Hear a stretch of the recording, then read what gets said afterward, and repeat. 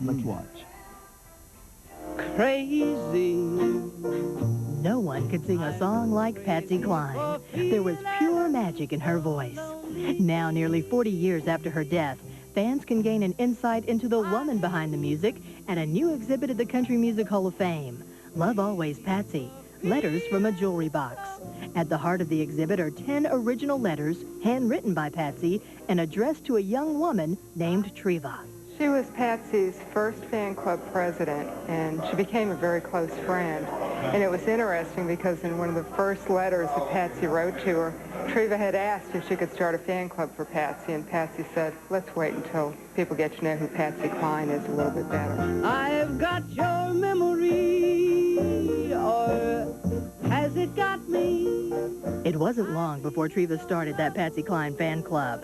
Through the correspondence in this exhibit, dated 1955 through 1959, you'll discover that Patsy began to trust Treva with the intimate details of her life. In a letter dated 1956, Patsy wrote this about her then-husband, Gerald Cline. I've been married 3.5 years, and in '55 in June, I left him because he's just so jealous of my singing, and I was separated for 6 months.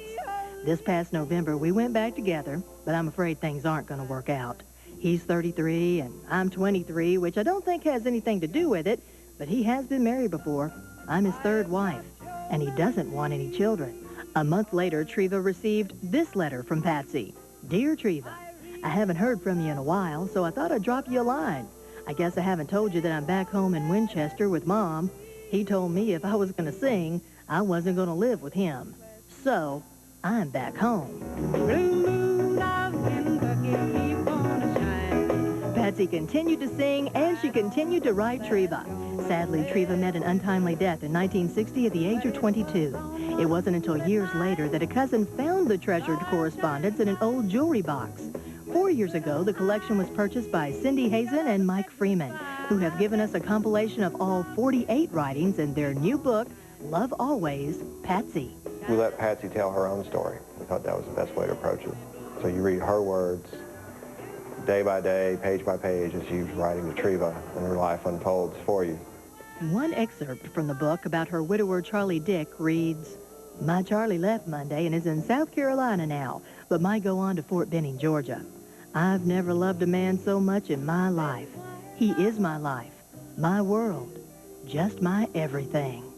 Another section from 1958 reads, Sorry I haven't answered before now, but I just can't find time for anything but house cleaning, cooking, and of course that beloved income tax had to be taken care of. And I had to go to the doctor, the dentist, and get the car worked on. These letters, hidden for 35 years in a jewelry box, follow Patsy's early struggles as a country music star and an everyday housewife. These historical writings provide a self-portrait of one of the 20th century's most remarkable women. And I'm crazy for loving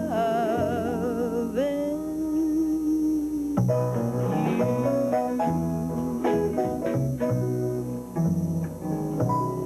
Oh, yes.